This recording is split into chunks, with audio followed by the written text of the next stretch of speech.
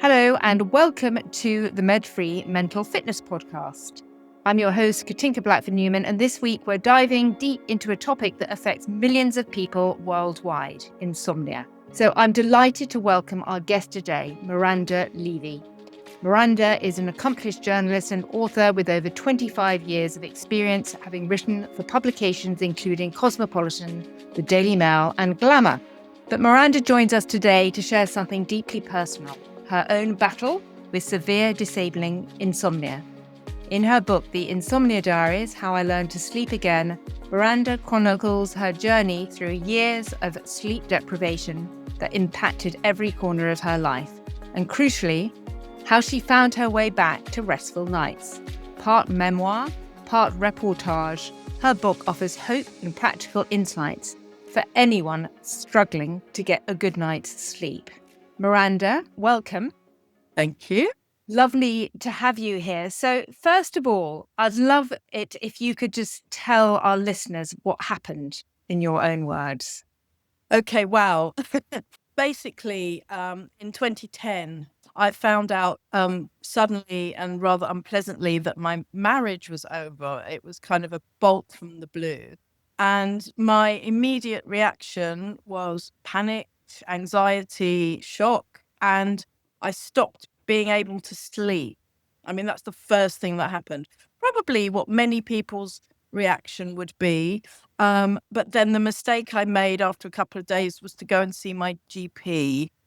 And that kind of started, 10 years, 9 years of kind of what I've called my psychiatric safari on various different psychotropic drugs, which really only made everything worse and last a lot longer than it maybe would have done. Okay, so when you say that you made the mistake of going to see your GP, how come that was a mistake? So I had brief periods of insomnia before. I had taken sleeping pills, and so I kind of knew what I wanted. So I went and said, can I get some sleeping pills? And at the time, I was prescribed temazepam, which is a benzodiazepine, which I don't think you'd get now. You'd get something similar. So I went home. I think I took one. It didn't work. Like 10 milligrams. I can't remember the exact doses now. It was a long time ago. And then the next night I took 2. That didn't work.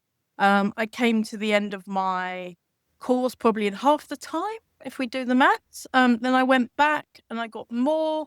And what happened very quickly was I was also put on antidepressants, and then I was referred to an NHS psychiatrist because they were obviously worried about my mental state, with reason. But that's how it all started. What I'm curious about, Miranda, is that how come your doctor prescribed what was known then to be a highly addictive medication? Well, that's not really a question for me. I don't know. I mean, obviously there was somebody in front of them in great distress who was begging for help. It was a kind of a walk-in clinic. It was like when you sort of take a ticket at the deli counter. That was how my old GP used to work. He had his 5-10 minutes. Maybe he wanted to make up some time. So anyway, that's what happened.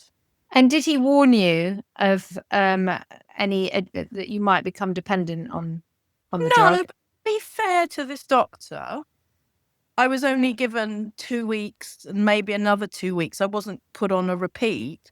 The real mess happened after I went to see an NHS psychiatrist in the local community hospital. That's when the chaos and everything from benzodiazepines to various kinds of antidepressants, antipsychotics at one point, when they sort of go down the little algorithm. And pregabalin, which is causing me problems to this day, and maybe we can come to that later, trying to come off this particular drug. So I don't really think it was my GP's fault. To be honest, it was more what happened when I entered the system, if you see what I mean. Okay, so just to go back, you couldn't sleep. Mm-hmm. You go to the GP and he gives you 2 weeks of temazepam. Is that right? Yeah, something like that. Yeah.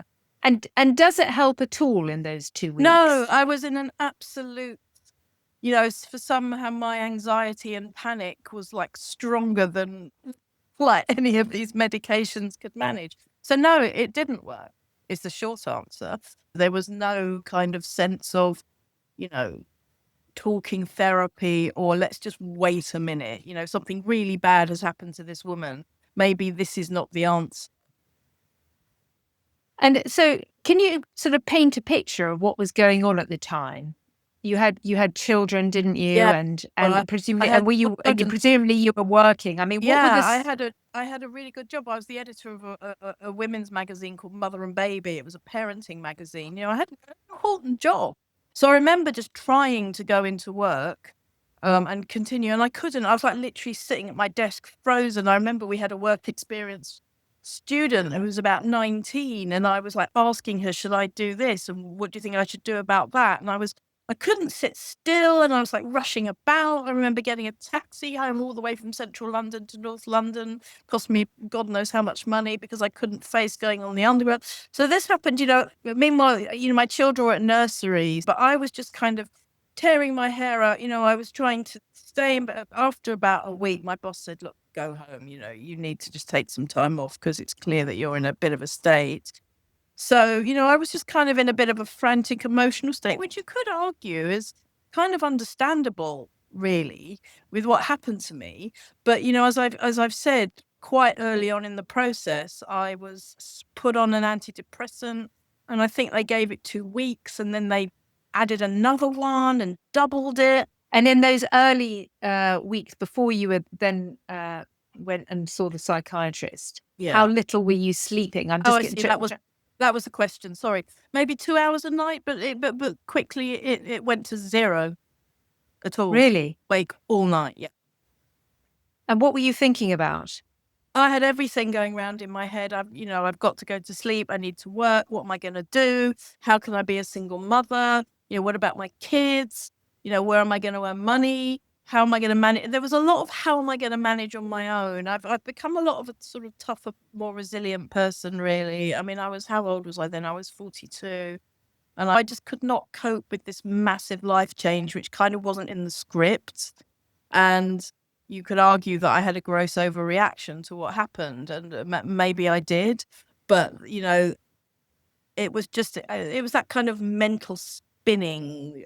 I mean, do you remember those old-fashioned Rolodexes with the paper things that used to turn around to find the phone number? It was just like one of those endlessly going, and oh my God, this is going to happen. What about this? And what about this? And I've got to go to sleep. I've got to go to sleep. I'm not sleeping. So, as you know, when you don't sleep and you worry about sleeping, it becomes a self-perpetuating nightmare. Absolutely. And then presumably then there's worry that you're taking this temazepam and that's not getting you to sleep, right? Yeah, well, I didn't know much about benzos and psychotropic drugs then, so I didn't know it was such a bad thing. I think probably vaguely, in my mind, I'd heard of Valium and knew that Valium wasn't good, and I think my mum had been on, tablets in the 80s, so I kind of knew it wasn't ideal, but I didn't know as much then as I did now. Yeah, which is also not good. So initially, the temazepam, did it in any way help you to sleep? To be honest, probably not really. It just, it made me a bit fuzzy. It made everything feel less acute. It made the misery feel less acute. But it didn't do whatever its job is. Or if it did, it was very, very briefly. And I woke up in such a state of high anxiety that, So there's 2 weeks where you're on the temazepam that is still not sleeping. So you go to the doctor and he says, you're depressed. I think they called it something like reactive disorder, or it had some name. Do you know what I mean? I think it was probably more they were thinking I was anxious rather than depressed. But, as I now know, they give you SSRIs for both, don't they? And I had brief periods of insomnia in my 20s, and I remember being given Prozac then, and I couldn't tolerate it. I think I took it for about 2 days, and somehow whatever the thing was, I can't even remember. I just continued it. So I think I was given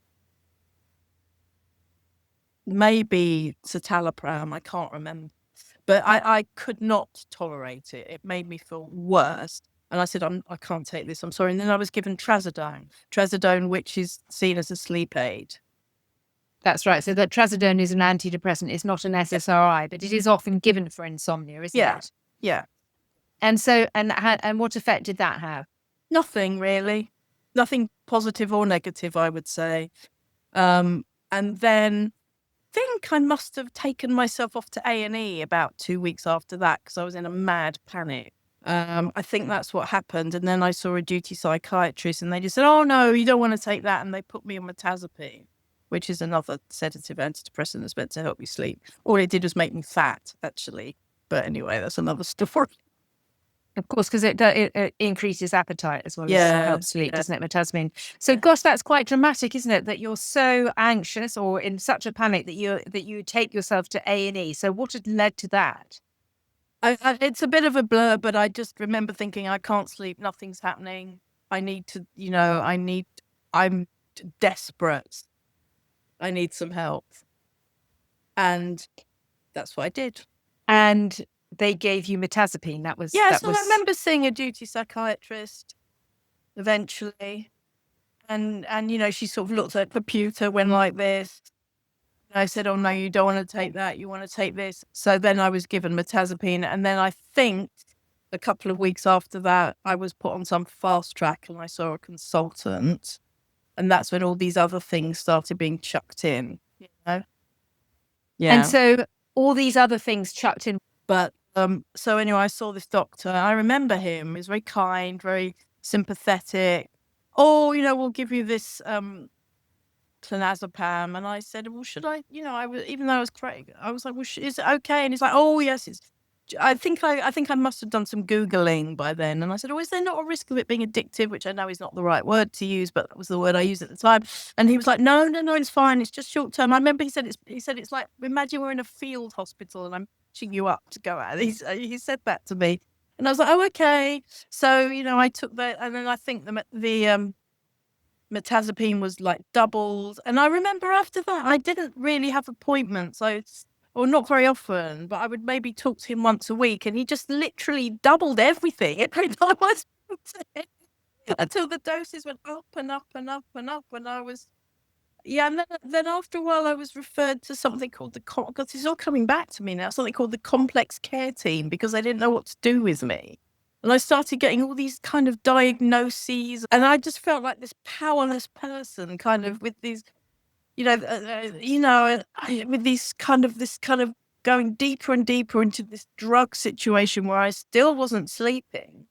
But, somehow I find myself in going to appointments in an NHS psychiatric ward as an outpatient, whereas 2 months before I'd been tottering around in Chloe heels as a magazine editor. Do you know what I mean? It was like I'd been thrust into this parallel universe that I had not known existed. It was a kind of strange and scary experience. God, I can't. Well, I was going to say I can't imagine. Unfortunately, I can imagine because I've been through something similar. But But so what's going on in your home life at this point, and what's it like not being able to sleep? How is that affecting you? Well, it was absolute hell. It was absolute hell. I was going crazy. I was in a separate room from my husband, so. But it was just I was in bed. I remember I decided, I just didn't get up. I think I went downstairs, gave the kids Weetabix, and then, off they went to school. Do you know what I mean? And I was still actually able for quite a long time to go and pick them up from school. God knows I shouldn't have been driving, but, I did do that. And then as things went on, I became agoraphobic, which I think is now a side effect of benzos. It's one of the weird side effects. I just didn't want to, I was too scared to go outside anymore. I mean, it was really, really terrible. And at one point, I took an overdose of trazodone because I was just desperate to sleep. And all that happened was that the world went sideways and I was sick. And an ambulance took me to hospital, and they kind of, shook their heads, took my temperature and sent me home the next morning. And I felt really, I felt like one of those people that rings an ambulance when their cat's stuck on a roof. I feel like I've become one of those people.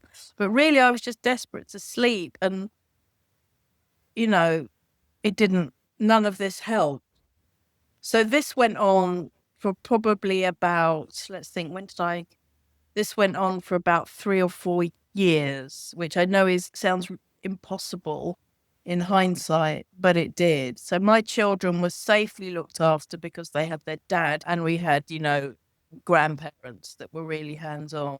So even though, so the kind of on the surface, the family life ticked on, if you see what I mean. Although obviously they had their mad mother in the attic.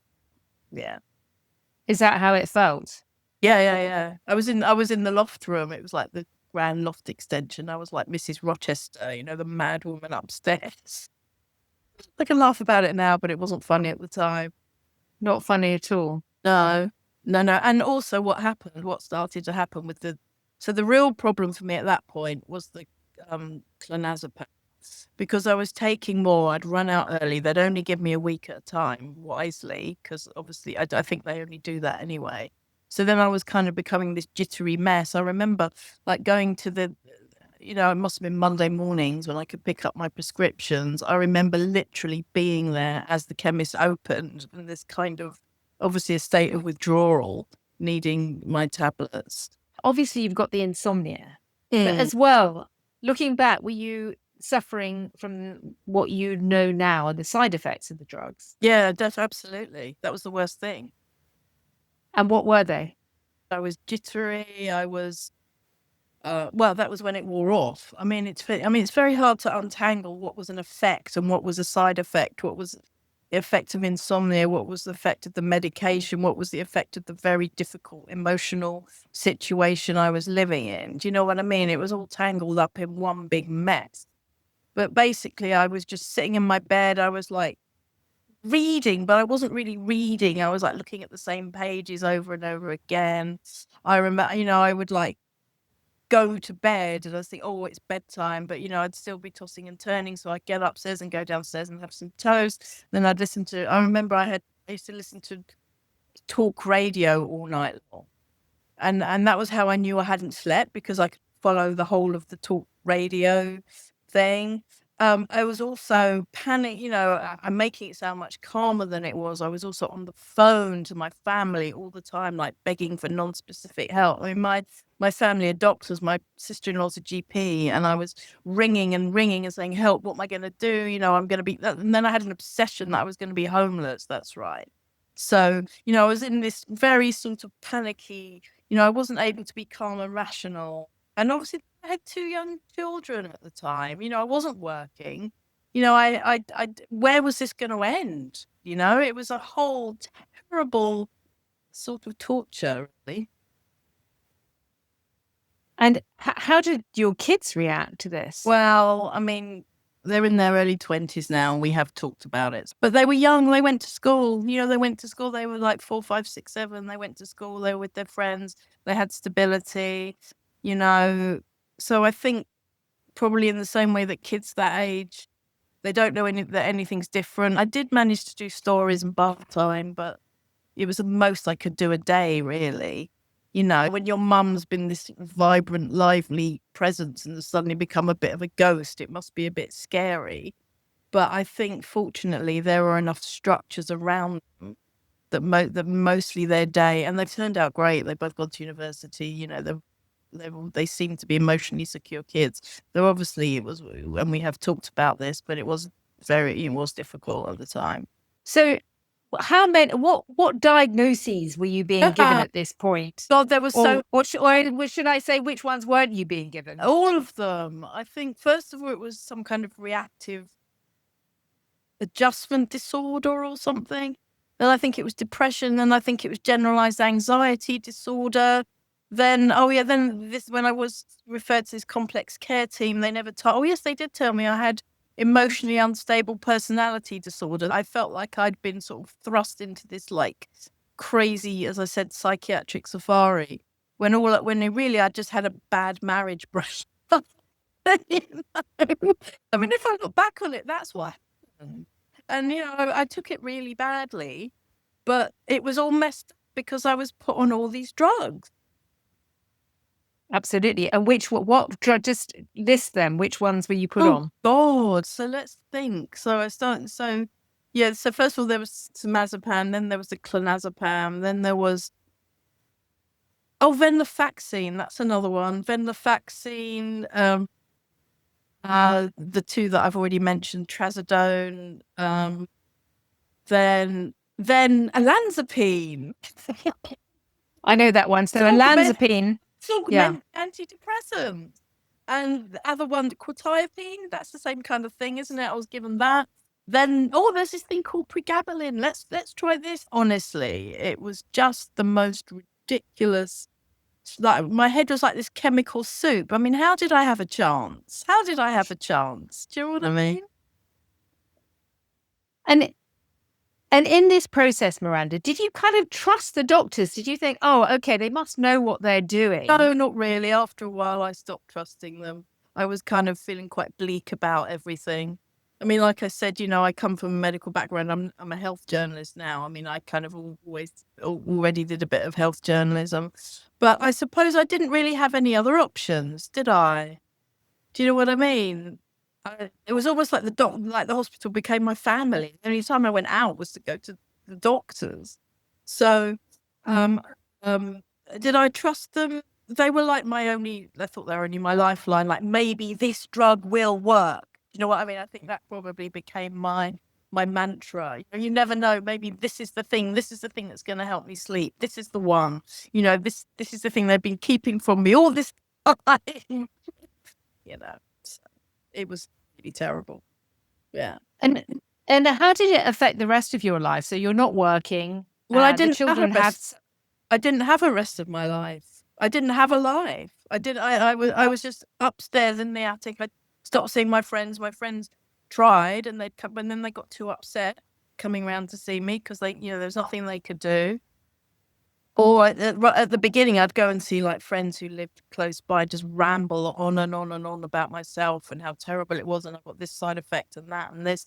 I didn't listen to my friends. I wasn't a friend. I was just this kind of ball of need. Do you know what I mean? And so I didn't have. I wasn't working. I didn't do anything. I mean, this went on for about 6 years until the point where I decided this has got to change. I'm going to take myself to rehab.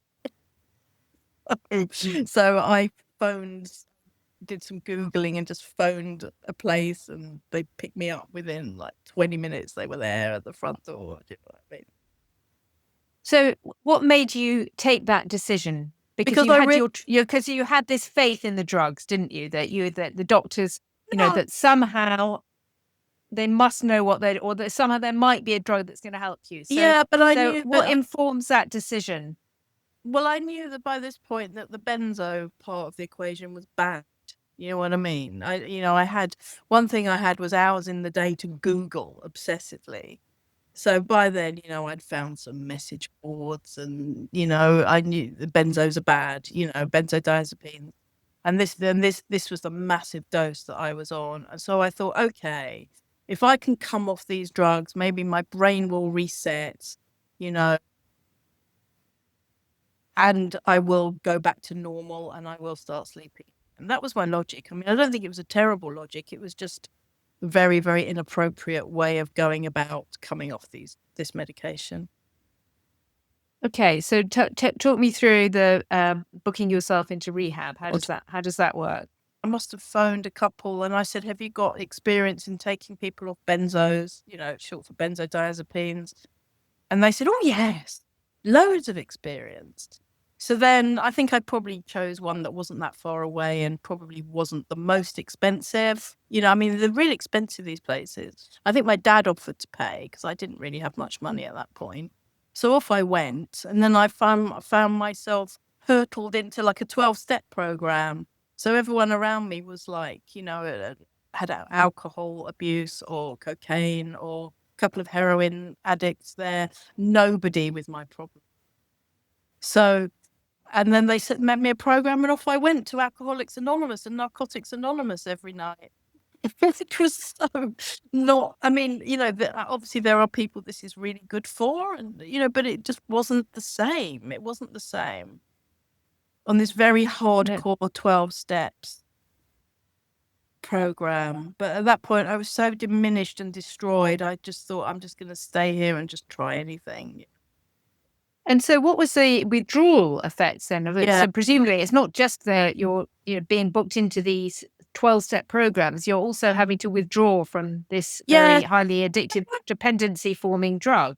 Yeah, so they weren't totally irresponsible. They didn't take me off it overnight. Do you know what I mean? It was a managed step down taper, but it was much too fast. It was much too fast.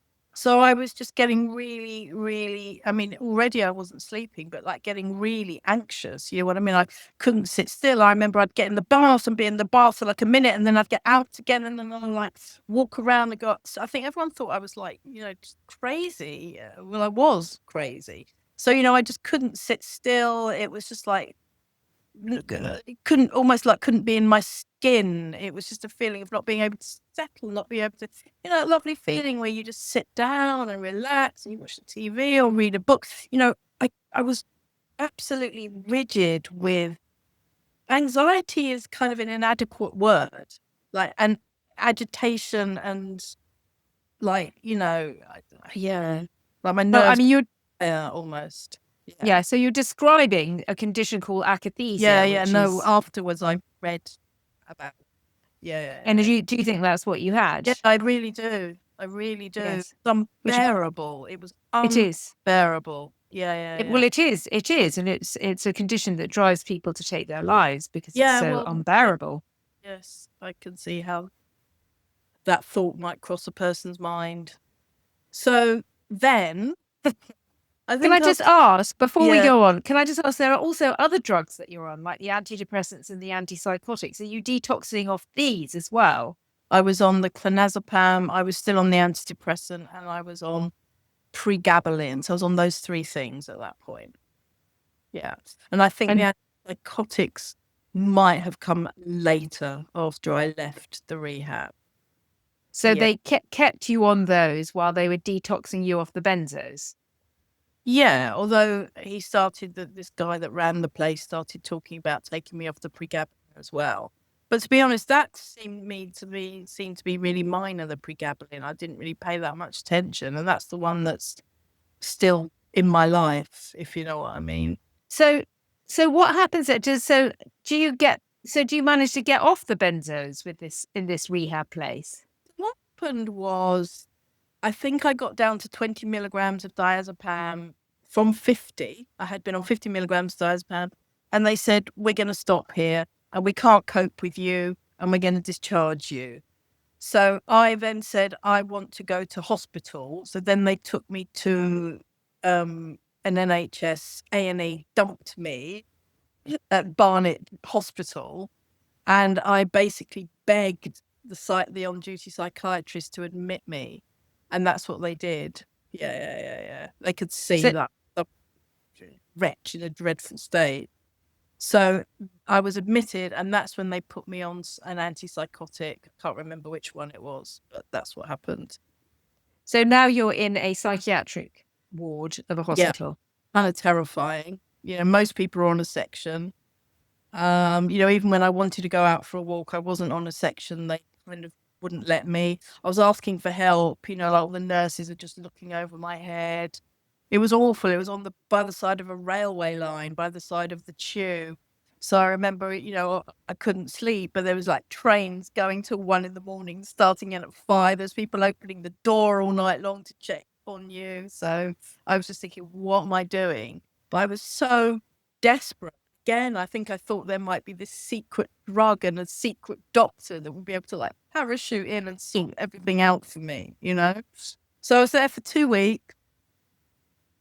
Then I went back to the house that I was still sharing with my ex-husband and my kids. And then there was kind of like a family meeting, and it was decided that my family would pay for me to go to a private psychiatric hospital. And then that's what happened. And then I think that's when other drugs were added in. I think then that's when I was put on olanzapine. So I think they decided I had psychotic depression. I think that was this week's diagnosis. Honestly, it sounds like a comedy of errors. But it was, psychotic depression that entered the room at this point. That was like 20. 15 or so. And how long were you at I think I was there for about 6 weeks. Didn't get any better. Started getting fat because that's what the olanzapine does to you. And then I think everybody said, and this was a turning point. This was the beginning of a turning point. I couldn't go back to my house. It was too upsetting for the family. It was too difficult for me. So then I went to live with my dad. So I went back to live with my widowed dad in Essex. And that was the start, even though it didn't start getting better for another couple of years, but that was the start of things beginning to improve. But it took a long time. Yeah. So I can't wait to hear about this recovery. So this is after how long? Right. So how many years are we in now? 6 years. 6 years in. And you go and stay with your dad, your widowed dad. I go and stay with my good old dad. And then I go to my local health authority in Essex, who took a... Oh, that's when they tried to put me on lithium. That's right. He said, we've come to the end of the line. We want to put you on lithium. And there must have been a tiny bit of Miranda coming back. And I just said, no, I don't want to do this. You know, I've read that it can be toxic for the kidneys.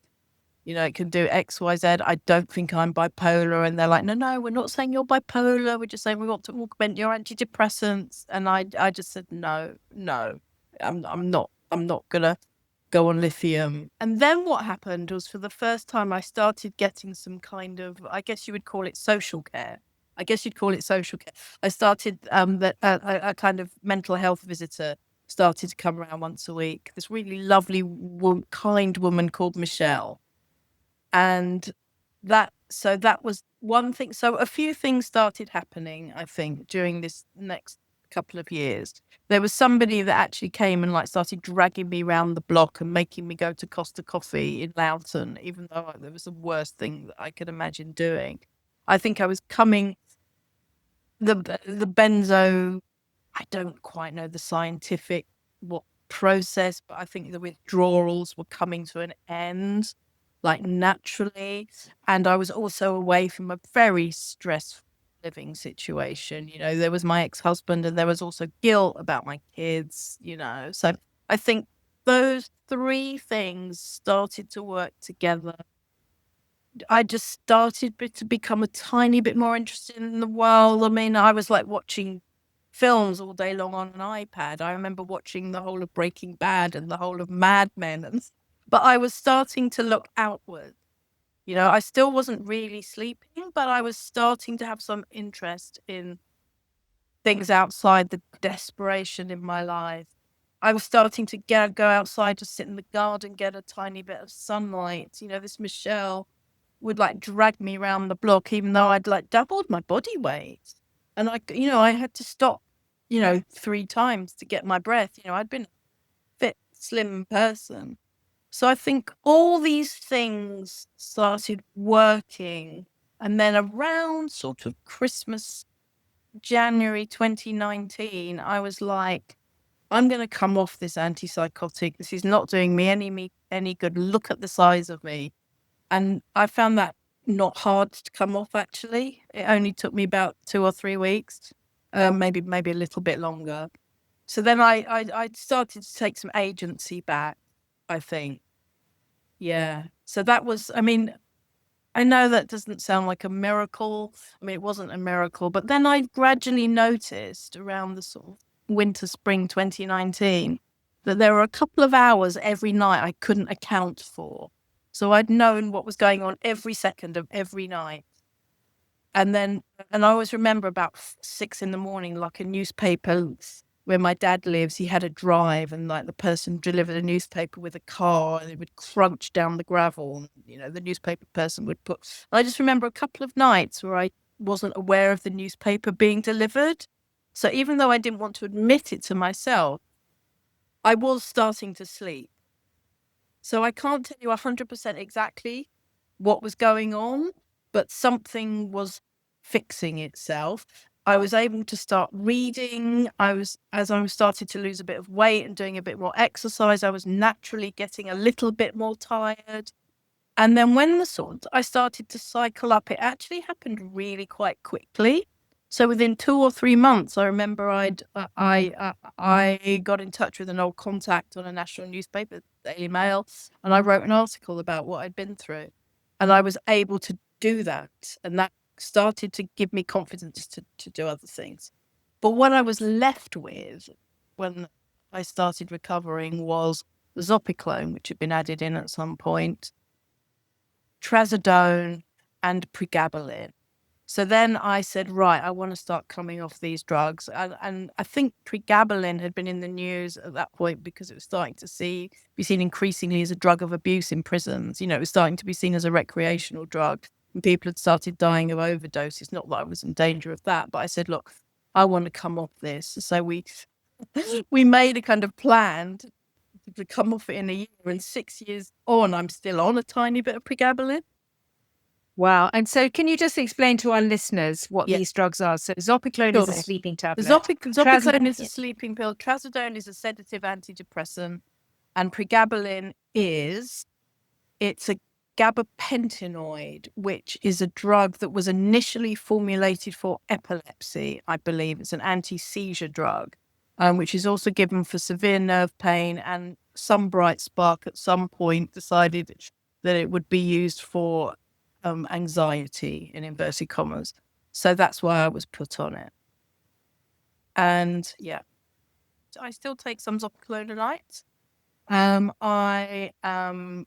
I'm down to 50 milligrams of trazodone. It's a tiny amount, but one battle at a time. And pregabalin, I am now on, because I managed to get liquid from my doctor, I am now on, I think it's probably 8 milligrams, but diluted to the power of 64. So I have this little tiny of liquid pregabalin that I'm reducing all the time. So I'm not off all my drugs, but I have a great life and I'm really functional and I'm really happy. So tell me about that. Tell me about the recovery, how you got your life back. Yeah. So I started off, as I said, I wrote an article. I started going on social media, which I had missed a lot of the birth of. I missed a lot of. I mean, there's some entertaining parts to this story. Like I missed Brexit. Like, what's that? You know, is that a breakfast? You know, I'd never seen contactless before. I went with my sister-in-law to the supermarket. I'm like, what? How can you just put your card against a machine? You know, there was this whole language that like woke and cisgender. I'd never heard these words before. So there is some kind of comedy into what I missed in those. My friends would call me Sleeping Beauty because it was kind of, you know, even though it was the opposite, you know, I actually started sleeping. Yeah, so I started going on social media and I started chatting to like men and not in a kind of weird way, but just in a friendly way. And one in particular who I have now just married, an American writer. So tell me about that. So How did you meet him? Oh God! So it was a conversation about anti-Semitism. I'm Jewish, and so is he. And I was getting some crap on social media, and he kind of came to my aid. And then we started chatting, like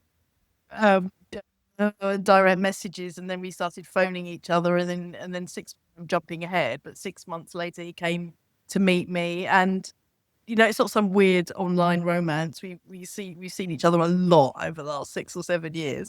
So obviously that gave me confidence. I had no idea it would end up here, but I made a friend, right? And being American New Yorker, it was very easy to talk about mental health things with this person. He wasn't freaked out. He didn't think I was a nutcase. He was very non-judgmental. But that's only part of it. So obviously there was Jeremy. I very carefully and slowly and patiently rekindled my relationship with my children.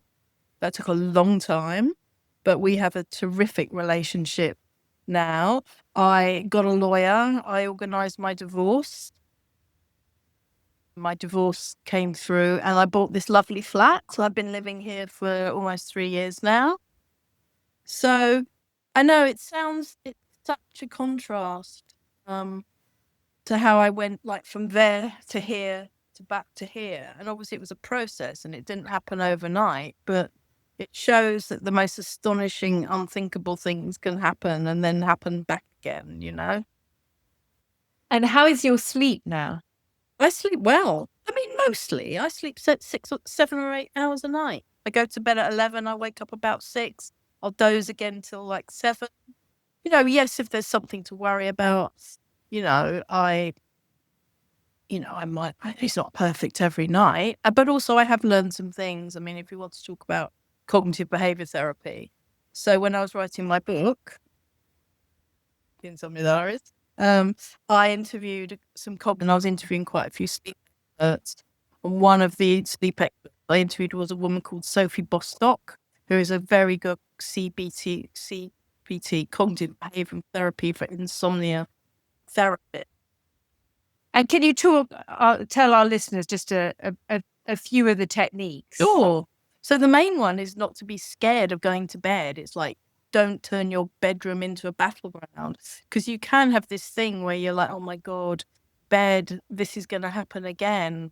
So I think the first biggest thing is like, do you know what? If I don't sleep tonight, it's not a disaster. It's not a disaster. You know, the world is not going to explode. I'll be a bit tired tomorrow. So the first thing, the big thing, is taking the pressure off yourself. The other things is things like I make loads of lists and notes like before I go to bed. So I have an empty brain when I go to bed. You know, sometimes I may be falling asleep. I have to get up and write something down, or write down the introduction of an article I'm writing. So that routine. I mean, I try and get outside. You know, I do exercise, I do train, but also just to walk in the mornings. I don't have a fixed routine, but there's a kind of, I always have a bath before bed. Again, I can't remember who told me this, but it's like, when you had a baby, when you had a child, they were in a bedtime routine, bath bed story or whatever. I normally wake up and get up at 7. I always start my day early rather than, even if I've had a bad night's sleep. I mean, I actually physically can't do it anymore, but I don't like staying bed till 10. Do you know what I mean? To try and catch up. I have a more or less 11 till 7 sort of a movable routine, which I think does help. Yeah. And so now you, of course, have become an expert on sleep medication. Yes, unfortunately. So can you tell our listeners, what is the issue with these benzodiazepine, or sleeping tablets generally? Or medication generally? The problem is they might not fix the problem that was there in the first place. You need more of them to get the same effect. And you can have some terrible, dependency issues. So if for any reason your doctor decides not to prescribe them to you anymore, you could end up in a real mess. But what would you say to somebody who was, say, initially struggling with a personal crisis and said, Miranda, should I go to the doctor? Should I get sleeping tablets? Right. What would you say? So to put myself back in like Miranda 15 years ago, I would say, don't take any sleeping pills. Don't do it. Find out a way to work through the emotional issues. Don't go to tablets, because they're not the answer. And so if you could heliport yourself back to that Miranda who was struggling, what would have helped? I would have got out of the toxic situation somehow. Maybe that would have been with consulting a lawyer earlier. I would have tried to get some emotional support from a therapist, probably, rather than take tablets. Resilient. I just think this was my way of dealing with a really difficult life stage, where some people might have started drinking, some people might have, done all sorts of different ways. And this was my, if you like, my kind of, not fatal flaw, because I'm not a dramatic hero, but it was just my reaction to a difficult situation, and I arguably overreacted, and I wasn't helped by the medical profession. I would put it that way. So, final words. Is the line from a Rilke poem. Just keep going, no feeling is final. So everything could feel terrible. You feel like your life is ending. The world's going to shit. The world's going to shit. You're never going to sleep again. Just keep going. No feeling is final.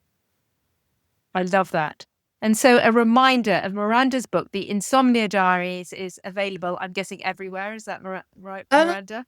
Well, it's certainly on all the websites. It's like Amazon, Waterstones, all those places. Yeah, there's an audiobook read by me. It's out in Korean, Chinese, and Finnish as well. Wow. Wow. And so a massive congratulations on your Thank you. recent Thank you very marriage. I mean, that is just such a lovely, happy ending. Yes. Isn't it? To such a difficult chapter in your life. Thank you. Thank you. I'm very happy. I'm very lucky. Yeah. And if you found this episode valuable, please like and subscribe or leave a review. And meantime, take care until our next episode.